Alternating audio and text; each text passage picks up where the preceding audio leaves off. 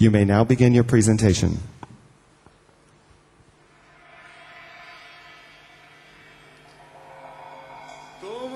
As the sun's first rays touches the land, each brand new day brings the light of hope and aspirations into the lives of 1 billion people.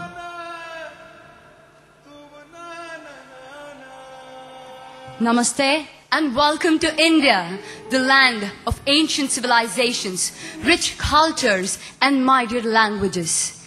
India has been the cradle of great thoughts and philosophies which has manifested itself in the form of greats like Mahatma Gandhi, Buddha and Mother Teresa.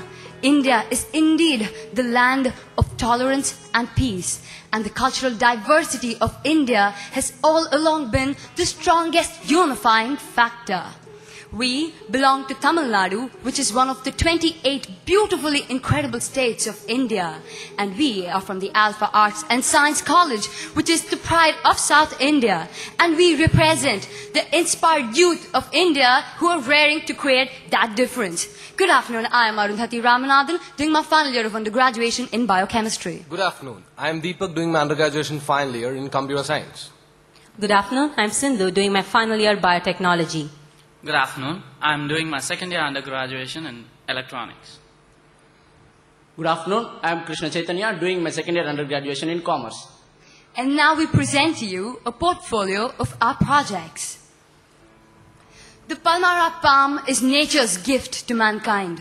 The rustle of the Palmyra trees in the arid lands of Tamil Nadu seems to carry forth a message through the winds saying, "We are here to wipe out your tears, then why look elsewhere?" The Palmyra palms are the key to the upliftment of a rural economy. This tree grows well in the tropical regions of Asia, Africa and New Guinea. It can grow up to a height of 30 meters, requiring little maintenance, and it thrives very well on dry lands. Out of the estimated 8 million Palmyra trees in India, 4 million are in Tamil Nadu. Because of its high utility and abundance, it has been adjudged as the state tree. The Palmyra trees indeed provide resorts of all kinds. Some of the relevant products are listed below. The trees are used as windbreaker to prevent soil erosion. The timber is highly valued in construction, and the leaves form an integral part in the homes of the villages, right from providing roof to the houses to the fuel they use. Its fruit is a cherished delight during summer. It is a three-sided kernel with a soft, translucent, jelly-like substance enclosing a sweet, potable liquid. The root can be cooked and consumed, and because of its high carbohydrate content, it is the staple food of the villagers. The chief product, however, is the Palmyra juice, which is a popular drink during summer and a refreshing quencher. From the juice, jaggery can be obtained, which has a high nutritive value. Now, for the process of extracting the Palmyra juice. In the evenings, the inflorescence of the Palmyra tree is sliced such that the sweet sap or the Palmyra juice drips into a gourd tied to the tree. To prevent it from fermentation, the sap collecting receptacle is lined with lime. Now, the Palmyra juice can be consumed as such or boiled, cooled and then solidified to form jaggery. Without the preservative of lime, the juice may ferment within a few hours after sunrise to form toddy, a local alcoholic drink which is illicit and banned by the government. All the products of Palmyra tree have tremendous potential in the agro-based industry. Even though the Palmyra trees can generate immense employment opportunities, still the community of Palmyra tappers are downtrodden. We became largely aware of this issue through an article in The Hindu, which is one of the most popular national dailies. The community of Palmyra tappers are downtrodden. They have been ignored and left behind in the race of development. And because of the social stigma attached to the profession, it was slowly losing out on its practitioners and was becoming a highly disorganized sector. The objective of our project was to provide them training and liberation. With this thought in mind, we travelled up to 373 miles down south to Tirunelveli, where the community of Palmyra tappers were widespread and the problem was looming large. Our project was carried out in 3 phases. In the first phase of our project, we conducted surveys in 8 villages surrounding the district of Tirunelveli. Since we were unfamiliar with the anatomy of the region, the students of local school helped us with the survey in these villages. From the surveys conducted and the interactions we had with the natives, we found that their community is confronting troubles from various fronts in the form of poverty, lack of unity, lack of logistics, and lack of awareness about government aids and licenses. These tappers are frequently booked by the police under the suspicion of tapping toddy, which is one of the intoxicants and is banned. These arrests disrupt many days of daily wages, and most often they are the only earning members of the family. From the survey, a SWOT analysis of the situation was made, such that the strengths are utilized, weaknesses be minimized, opportunities be met, and threats dissolved. The weakness of seasonal extraction could be eliminated by converting the juice extracted to jaggery and storage, such that round-the-year supply is possible. A disorganized sector should be transformed into an organized one, such that financial and storage issues could be dealt collectively, thus addressing the issue of poverty. The threats could also be eliminated by creating an awareness campaign of the opportunities the Palmyra products have in the market and about the aids and licenses the government is giving to encourage the community of Palmyra tappers. This way, the fallacy of this profession as a taboo can be eliminated and the tradition of Palmyra tapping can also be retained. Thus, the second phase of our project was involved in creating an awareness campaign.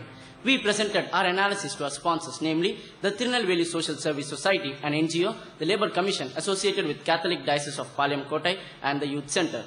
They are highly revered by the locals, and hence a seminar was organized by us, where a parish priest and a government official addressed the community on the importance of procuring licenses, the need to form a cooperative society, and the potential of Palmyra products as an agro-based industry.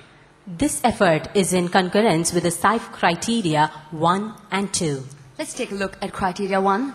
We had imparted the necessary education to the Palmyra tappers about the market for the Palmyra goods.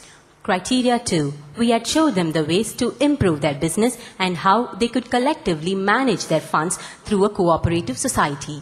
In the final phase of our project, which is the implementation phase, we raised the sum of $4,129 with the funds contributed by our sponsors. With these funds, licenses for 115 people were obtained. Cycles and equipment for 50 people were purchased to help them transport their goods from one point to another. And warehouses were set up at 3 sites to store their produce, which is mainly the Palmyra jaggery. And a cooperative society was also formed. Here, SIFE criteria 3 and 4 will be met because through the cooperative, the resources are pooled such that profits and losses are balanced to identify a break-even point, and licenses also act as enablers to their business in helping them obtain loans and aids which will help them grow as an entrepreneur. Also, criteria 5 is satisfied as licenses legalize the system, saving them from police harassment, and the community now receives the right price for their produce, and this is in accordance with business ethics. All the legal procedures undertaken were with the help of our legal advisor, Mr. Nagesh Babu, who is also our Business Advisory Board member. Here, the Alpha SIFE also established a very strong liaison between the community of Palmyra tappers and a wholesale dealer who sells Palmyra jaggery, such that the community in the cooperative now has a constant market for their produce. Now, the distribution channel is set in place, ensuring sustenance through the cooperative. This way, the criteria 6 of long-term sustainability is also satisfied. The success of our project lies in the fact that we have been asked to render similar services in the villages of the neighboring districts. This project is in complete harmony with the SIFE philosophy, where we have offered them a permanent solution instead of a temporary one.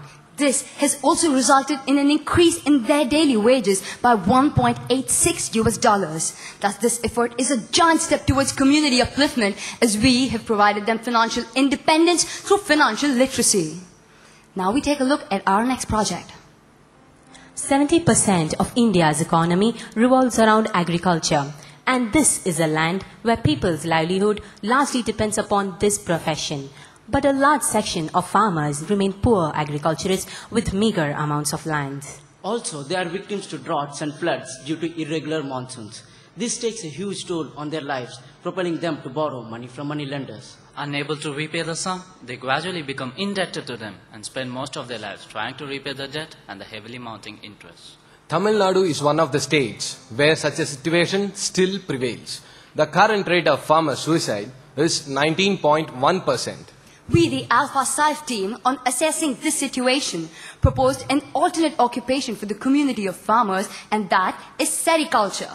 Sericulture is the art of rearing silkworms by cultivating mulberry, and this can bring respite to these farmers. The prospects of sericulture in India are very bright. Silk is a prized commodity having immense export opportunities. The continent of Asia alone accounts for 90% of world's raw silk production, of which the global leader China produces 1,02,560 metric tons, while our country India ranks second with 16,500 metric tons. India also being the largest consumer of silk, there is a domestic demand of 26,000 tons of silk in India per annum, but the domestic production is only 16,500 tons again per annum. If this deficit of 9,500 tons is met, not only can India become self-sufficient, but can also aim at being a level player in the global market. The state government of Tamil Nadu gives extensive aids and trainings for sericulturists. Subsidies of $538 will be given to a cultivator if a prerequisite of 2 acres of land and a room measuring an area of 800 square feet is met. Now, let me briefly take you over to the cultivation of mulberry and rearing of silkworms. Mulberry is native to the temperate and subtropical regions of Asia, Africa and North America. It is a deciduous tree which can grow to a maximum of 10 to 15 meters. It grows rapidly when young, and hence, for silkworm rearing, they are maintained as a shrub at a height of 3 to 4 meters. The mulberry leaves can be harvested after every 27 days. Its cultivation is hassle-free and can be done perennially by vegetative propagation. To rear the cocoon, the silkworm eggs are purchased from the district silk board at a price of $1 for 8,000 eggs. These eggs are allowed to thrive on mulberry leaves, which is its sole food source. This then emerges into larva and grows fully in size within 25 days. After which it engulfs itself with the silk fiber to form a cocoon. Thus, on the 30th day, it is sold back to the silk board at a price of $3 to $4 for 1 pound, depending on the market price. But not many of these farmers were aware that sericulture is a highly profitable deal and that one can earn an amount of $215 per month or more, depending on the amount of mulberry that they can cultivate. Another notable feature of this profession is that there's one-to-one interaction between the government and the silkworm breeders. Therefore, through this system, there's no way of exploitation. We interacted with other government officials and visited the silk rearing unit to learn more about the process, as this also banks on manpower. In the step 3, once the cocoons are procured, they are first stifled in hot air chamber. It is then boiled to eliminate the gum, and 60% of silk is recovered from this. This fiber then undergoes a process called reeling, wherein the thin strands are joined to yield a single thread. This thread is then rewound beneath the charcoal fire, which imparts color to it and ensures that the thread has no nicks. This silk is called raw silk. This strand of raw silk is then twisted along with another raw silk strand to make a much stronger silk called tussar silk, which is then given color, shimmer and grandeur to make it the queen of textiles, which is nothing but silk. Thus, sericulture is entwined with various other sectors of textile industry like weaving, spinning and dyeing, making it a giant sector by itself. Consequent to this, we interacted with other sericulturists of this region to know about the profitability of their profession. Michael is one such award-winning sericulturist whose success with sericulture was used by us as a way of promotion. Succeeding this, we brought forth the prospects of sericulture through advertising campaigns by means of pamphlets which were put up on kiosks where people gather to buy newsletters and also at local congregation centers. We, the Alpha SIFE team, have conducted spot workshops to the people, which included sericulturists following the older technique about the efficacy of sericulture and the advantages of the newer method. Also, we obtained media coverage through a regional news channel called Current TV, which is telecasted in about 10 districts. This coverage was in appreciation of our efforts and the immense potential of sericulture, which people were largely unaware of, but was brought to their attention because of the workshops and seminars organized by us, the Alpha SIFE team. Through our propaganda, we were able to initiate 54 farmers from 10 villages into practicing sericulture in about 273 acres of land. This includes 15 old practitioners who now follow the newer method of sericulture. Juliet is one such cultivator who switched to sericulture and made a considerable profit.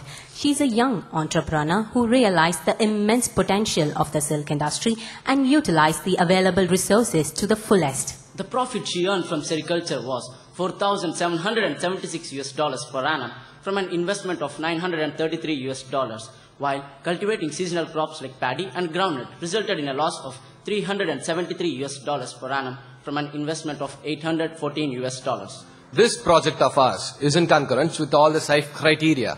Criteria 1. We had made them aware of the market economics of the silk industry, the demand and supply gap that exists, and also about India's stand in the world as a producer of silk. Criteria 2. Through workshops and seminars organized by us, the Alpha SIFE team, they acquired the necessary education and skills to practice sericulture. Criteria 3 and 4. By showing them another path to reap high profits with low investments, we have laid the roads for future entrepreneurs. And with sericulture being a perennial occupation, they have constant income since it is independent of monsoons. Also, they now have the support in the form of bank loans with which they can expand their business. Criteria 5. This complies with the norms of business ethics as this occupation functions in coordination with the procedures laid down by the government. And lastly, criteria 6. Each cultivator in a district is governed by a field officer of the Silk Board, such that they're abreast with research and new developments which will further enhance their business. Moreover, the profitability of the profession and the growing demand for silk will further play the role of an enlightener to others interested. This way, the project can go a long way to sustain itself. Thus, through this project, an understanding of the socio-economic terms involved in sericulture and the role it plays as a tool for rural economic reconstruction had been created. Thus, this venture is a small but significant stride towards globalization and an initiative to create a silk revolution which will take the world by a spin. Now, we take a look at our final project. Aloe vera has been the recent buzzword in the world of beauty. This plant has a history of usage since centuries. It has been used for medicinal purposes for over 2000 years in Ayurveda, the science native to India. This wonder plant, which resembles a cacti, is actually a member of the lily family. It grows well in the tropical and the subtropical regions of Asia, Africa, and warmer parts of America and Europe. It can attain a height of 2 feet. A prominent feature is that it is tolerant to droughts and can transform barren lands to lush green grounds. This plant is highly enriched with amino acids, enzymes, vitamins and minerals. Because of its goodness and healing properties it has, it is commonly called the first aid plant, making it such a significant ingredient in the field of cosmetics. After carving a niche for itself in the cosmetic industry, it has now found its application in both food and pharmaceutical sector. This beauty solution is now available in the edible form as a bread spread. Nutriva, the health spread made of natural and herbal aloe vera, has various healing properties. It is manufactured by a self-help group called EcoGreen Varigati. They have brought into existence a wonderful and a wholesome product. It is wholesome because of the fact that not only is it healthy, but has also provided an employment opportunity for about 35 rural unemployed women. Thus, Nutriva is an excellent cure for the deprived, both health-wise and economically. This product had tremendous potential in the mainstream commercial market, but retained the stature of a cottage industry due to lack of marketing ability. The Alpha SIFE played a major role in helping the organization market the product and widen its reach into cities like Chennai and districts like Coimbatore and Salem, therefore creating an awareness and generating a demand for the product in the market. This has been a major ongoing business venture since last year, and this year we made a significant difference by tipping the sales to 3,000 bottles, which is nearly 7 times that of the preceding year, when the sales was only 450 bottles. This resulted in an increase of profit of $493. This product has been slaughtered as health food. Hence, we fixed our target group as youth and children, since the demand for the nutrition and energy are maximum for this age group. The promotion of our product was carried out by setting up stalls in schools and colleges, by distribution of pamphlets, by putting up posters, by free sampling and also by canvassing. The preceding year, we had arbitrarily fixed the price of our product to be $2.5, wherein only 450 bottles were sold, from which a profit of $1,142 were amassed. We wanted to ensure large sales at a fair price, and hence we conducted a survey and identified our chief competitors, namely the Kisan jam, manufactured by Hindustan Levers Limited, globally known as Unilever, and some locally manufactured jams. After feedback from customers, we priced our product at a marked retail price of $2 for 11 ounces. Hence, at a promotional launch of the product, we made a total sales of 1,000 bottles, of which 500 bottles were sold to consumers at an introductory price of $1.5 and another 500 bottles to retailers at $1.46. This was carried out in Chennai city and the 2 districts for a span of 2 months. Our promotional sales caused an increase in the demand of bottles by 300 in a span of 1 month.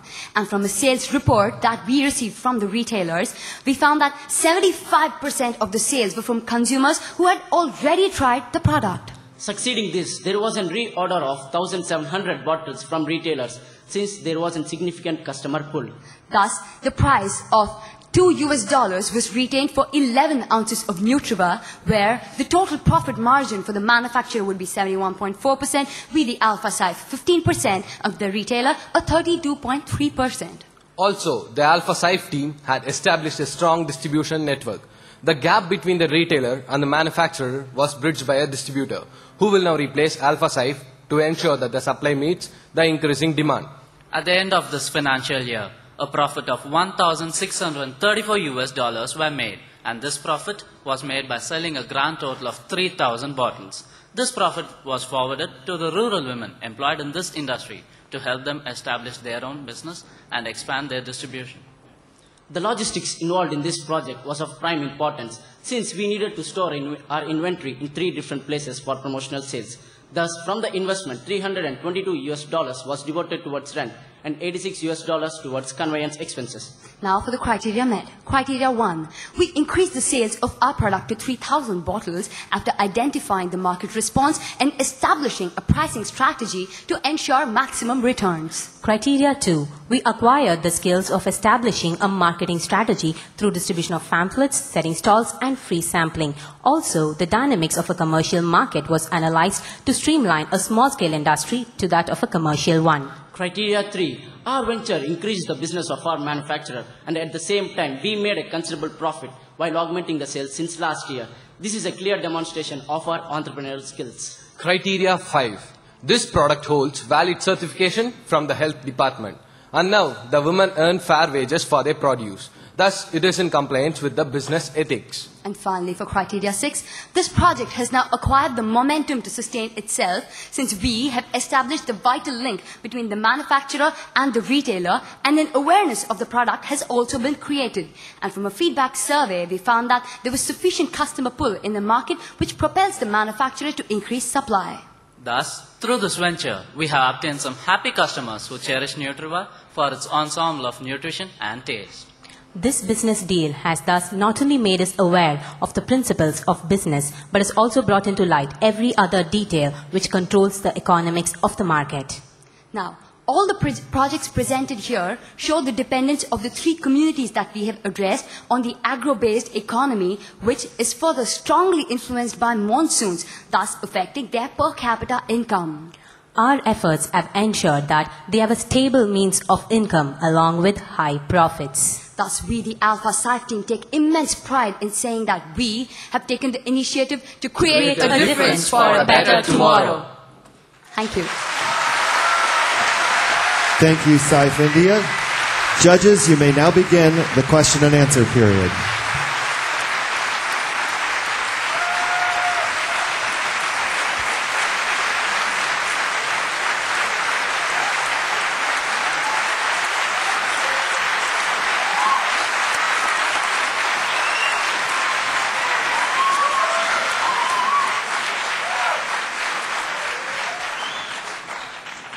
Okay, question here. Not all things succeed, right? Can you talk about a project that perhaps failed, something you tried that did not work? Well, for this year, we had actually tried 6 projects, and one of them was we tried to give education to women. That is, apart from rural women empowerment, we also wanted to educate women from downtrodden communities. But the main hurdle that we faced was that the community, that is, the families of the teenage women weren't ready to send them for higher studies. So that project is under process, where they have completed their secondary education and they're waiting for higher education, but they don't have the means. Again, for finances, we're having trouble there. We still need to find sponsors for it, and that is a project that will be undertaken by the future Alpha SIFE team. We have the juniors here. They will be going on with that project. And this was one project, and this is a project where we were very fervent about. We had hopes that they would actually, from the help of our sponsors, we wanted to educate them and bring them into city and show them what real life was. Because they in the villages face a lot of trouble, a lot of harassment from men, and so we wanted to uplift women. That was our major aim. So that is underway. Thank you, sir. Could you explain how you imparted the knowledge to the people that were doing the projects, especially on the financial and market side? Yes, do you mean the process of knowledge transfer, sir? Yes, the knowledge transfer from yourself to the participants of the project. Yes, we have a very well accomplished business advisory board member, and with research from the internet, we found a lot of information. And this, if you see the final project, we have a huge link there that is between the manufacturer, the distributor, the retailer, and the consumer. So by means of promotion, by means of us personally asking people to test our product, and in case of sericulture, because of the workshops, we obtain knowledge by learning the process, we obtain hands-on training, and we further imparted the skill set to them. And we took guidance from the people who are respected in that region. We approached them, and we took their help and guidance to convince people that this is a very profitable deal and that your lives will change if you adopt this process. To add on, sir, we had in the aloe vera project, we had women working in the background. So we took a few of them, and then we trained them wherever we went, and we made them know how the market works. When we sell a product, what all we use, and we taught them also. So it helped. Thank you. Could you please help me to understand which of these 3 projects have the greatest potential? Well, personally, we think all the 3 projects have great potential because they're all very favorite to us. But if you see the number impacted, and we think that the final project, the aloe vera project, where we have tried to uplift women, is a very strong project, because back at home, in the 21st century, we are striving to make a difference and trying to be taken notice of. So by giving them employment opportunity, they are uneducated, they are ignorant, and they have no other means of livelihood. They just wait for their husbands to come back and earn, and most of the time they're drunk and beat their wives up. So so they have to stand on their own legs. So we thought that was the most important thing. So I think that project has a huge impact. If I may, taking the silk as an example, I imagine the people you were convincing to take some risk to change how they'd been living for the previous generation. How did you convince them to take on this new way of living and accepting that risk? Yes, sir, thank you. Here, farming is a major occupation in these communities. And first of all, when they tried sericulture, they took a portion of their land and they first tried a sort of a test drive for cars like that. They tried it on a test basis, and once they found that it works pretty well, and we had promotion, we had a lot of promotion of this profession by an award-winning sericulturist, and he came and gave them talks, and we got government officials to address them. India is actually, as I told you, it's a leading leading consumer of silk, but there's no enough production. So we made... Your time has expired. Judges, please join me in thanking the Thank you Alpha very Arts much. and Science College for India.